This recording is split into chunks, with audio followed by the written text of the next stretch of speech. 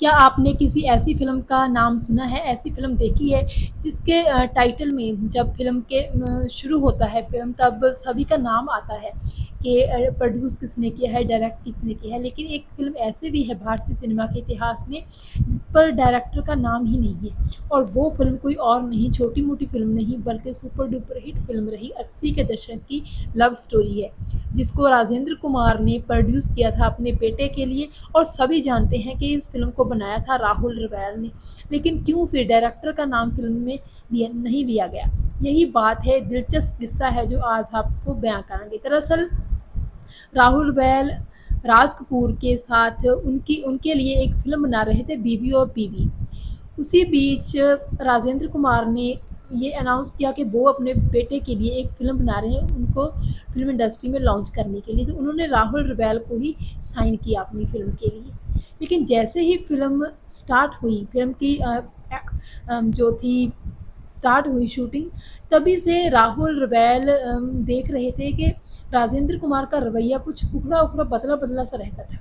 जब कश्मीर में शूटिंग हो रही थी फ़िल्म की, तब भी राजेंद्र कुमार को ये चिंता लगी रहती थी कि एक दिन भी वेस्ट ना हो और उनका जो पैसा लगा है पूरा वो उन व्यर्थ जाए, यानी कि उस वो वेस्ट ना जाए। लेकिन जब एक दिन भी शूटिंग किसी कारण, मौसम खराबी के कारण या जिस किसी कलाकार की नामौजूदगी के कारण नहीं हो पाती थी फ़िल्म की शूटिंग, तब वो बहुत ज़्यादा परेशान हो जाते थे।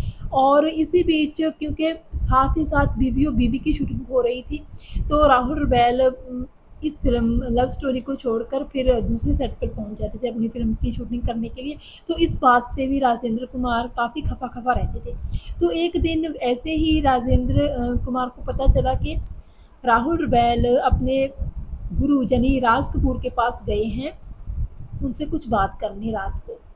तो जब राहुल रवैल राज कपूर के पास पहुँचे तो राज कपूर ने उनको यही कहा कि तुम्हारी फ़िल्म के रशेज़ मैंने देखे हैं लव स्टोरी के और फ़िल्म बहुत अच्छी बनी है, तुम छा जाओगे, तुम्हारी फ़िल्म छा जाएगी। तो मैं अब ये चाहता हूँ कि तुम बीवी और बीवी फ़िल्म की शूटिंग अभी रोक दो, अभी पूरा अपना फ़ोकस उसी फ़िल्म की तरफ करो, लव स्टोरी की तरफ।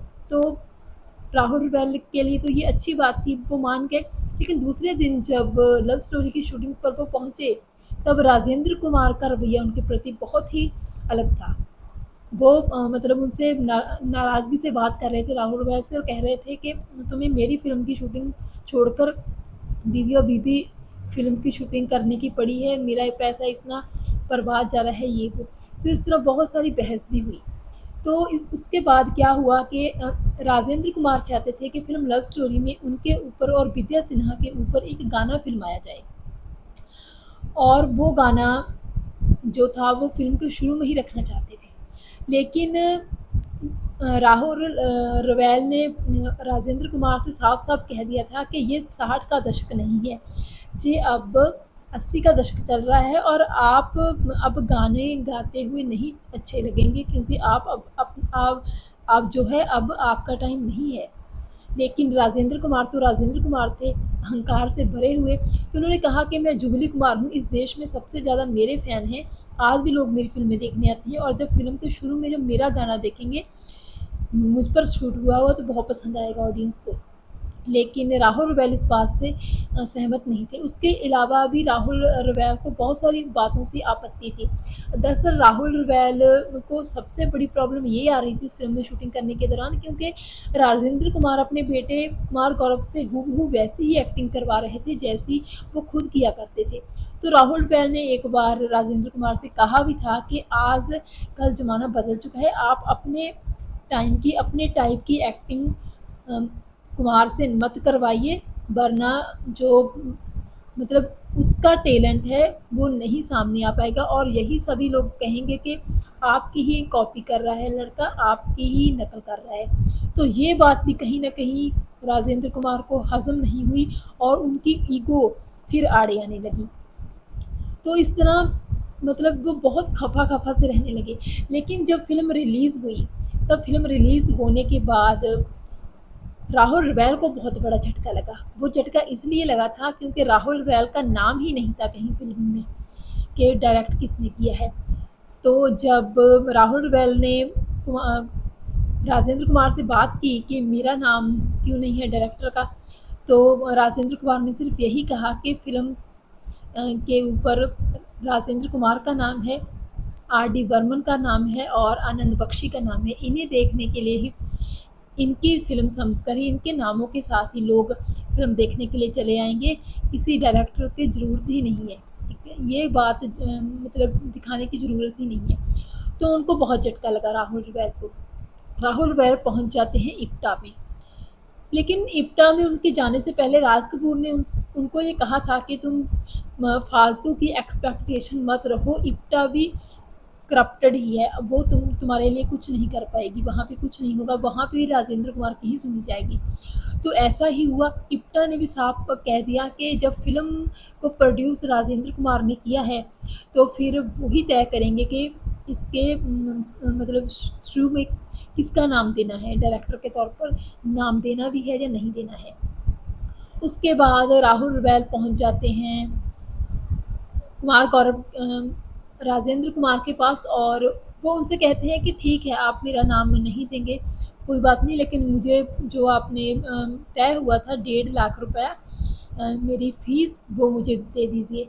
राजेंद्र कुमार इस बात से भी साफ-साफ मुकर गए और उन्होंने कहा कि महज़ 50,000 रुपया मैं तुम्हें दूँगा, क्योंकि 50 कोई भी एग्रीमेंट रिटन नहीं हुआ है और जैसा हो चुका है 25,000 तुम्हें पहले मिल चुका है और 25 और मिल जाएगा। तो इस तरह ना ही तो देखिए उस क्रेडिट में उनका नाम था डायरेक्टर के तौर पर, और ना ही उनको उनकी मनचाही फ़ीस मिल रही थी। तो कितना ज़्यादा अन्याय हुआ था राहुल रवैल के साथ। लेकिन राहुल रवैल ने भी कहा था कि मैं वो रकम जो आप मुझे देने वाले हैं अभी 25,000, वो मैं आपको दान करता हूँ। तो ये कहा था राजेंद्र कुमार से, और राजेंद्र कुमार की ईगो एक बार फिर से ठेस पहुंच चुकी थी ईगो को। तो उसके बाद लेकिन देखिए, कहते हैं कि जो काम है, जो टैलेंट है, उसकी कदर ज़रूर पड़ती है। हालाँकि लव स्टोरी हिट रही थी और इस फ़िल्म को बहुत ज़्यादा सफलता मिली थी, लेकिन कितने दुर्भाग्य की बात है, कितने दुःख की बात है कि जो फ़िल्म के डायरेक्टर थे, उनका नाम ही नहीं जोड़ा गया था फ़िल्म के साथ। और इस फ़िल्म का जब प्रीमियर रखा गया था, कहते हैं कि इस प्रीमियर में सबको बुलाया गया था, आर डी बर्मन को, आनंद बख्शी को, लेकिन इस प्रीमियर पर राहुल रवैल को नहीं बुलाया गया था। कहते हैं कि आर डी बर्मन, आनंद बख्शी, ये सभी लोग बाद में जो है राहुल रवैल के पास गए थे और उनको बधाई दी थी कि आपने बहुत अच्छी फ़िल्म बनाई है। लेकिन देखिए, आनंद बख्शी और आर डी बर्मन ने तो मतलब जैसा जितना वो कर सकते उतना किया, वो गए उनको बधाई देने के लिए। लेकिन फिर भी जो टैलेंट था राहुल रवैल का, वो भी वेस्ट नहीं गया, क्योंकि उसके बाद चंद दिनों बाद ही एक बहुत बड़ा ब्रेक मिला राहुल रवैल को, और वो ब्रेक था उनका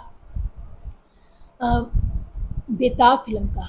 धर्मेंद्र ने ये फ़िल्म देखी थी लव स्टोरी, और धर्मेंद्र ने राहुल रवैल को फ़ोन करके बताया कि तुम्हारा काम लव स्टोरी फ़िल्म में किया गया बहुत अच्छा है और मैं इस बात से बहुत खुश हूँ। मैं अपने बेटे के लिए फ़िल्म बनाना चाहता हूँ और मैं चाहता हूँ कि इस फ़िल्म में तुम बनाओ इस फ़िल्म को। तो इस तरह ये बेताब फ़िल्म जो मिली है, वो लव स्टोरी के थ्रू ही राहुल रवैल को मिली थी। तो देखिए किस तरह कहीं न कहीं पर ये बात सामने आती है। ये राहुल रवैल ने पूरी मेहनत से ये फ़िल्म बनाई थी लव स्टोरी। आप देख ही सकते हैं कि कितनी अच्छी, कितनी खूबसूरती के साथ फ़िल्म को बनाया है, क्योंकि फ़िल्म पूरी की पूरी डायरेक्टर की ही होती है। डायरेक्ट अच्छी तरह की गई हो तो फ़िल्म चल ही जाती है। तो इस तरह लेकिन उनको फ़िल्म का क्रेडिट नहीं मिला। लेकिन बाद में उनको तो बेताब फ़िल्म मिल गई, फिर बेताब फ़िल्म के ज़रिए उनको क्रेडिट मिला। उन्होंने तो फिर भी बहुत सारी और अच्छी-अच्छी फ़िल्में बनाई और फ़िल्म इंडस्ट्री में उनका काफ़ी रुतबा हो गया। लेकिन वही कुमार गौरव, जिनको स्टार बनाने के लिए राजेंद्र कुमार फ़िल्म बना रहे थे, पहली फ़िल्म लव स्टोरी के हिट हो जाने के बाद फिर उनकी कोई फ़िल्म हिट नहीं हुई। कुमार गौरव सफलता के लिए तरसते रहे। तो मेरे हिसाब से तो कहीं न कहीं ये जो कहते हैं कि श्राप लग जाना या बद्दुआ लग जानी, वो भी हो सकता है, क्योंकि बहुत सारी मेहनत की थी राहुल रवैल ने और बहुत सारी उनकी मेहनताना था जो कुमार गौरव के पिता राजेंद्र कुमार ने वापस नहीं किया था, और यही बद्दुआ कहीं न कहीं, चाहे वो उन्होंने जुबान से ना दी हो राहुल रवैल ने, लेकिन दिल से उन्होंने कभी न कभी दुखी होकर ज़रूर कहा होगा कि राजेंद्र कुमार तुमने मेरे साथ अच्छा नहीं किया, और देखिए वही सामने हुआ। राजेंद्र कुमार के बेटे का करियर पहली फ़िल्म से तो बना, चल निकला, लेकिन उसके बाद फिर धीरे-धीरे वो फ़िल्म इंडस्ट्री से अलोप ही हो गए। तो देखिए सच में ही कहते हैं कि जैसी करनी वैसी भरनी। राजेंद्र कुमार अपने बेटे को सफल होने देखने के लिए तरसते रहे, लेकिन ऐसा हो नहीं पाया। नमस्कार।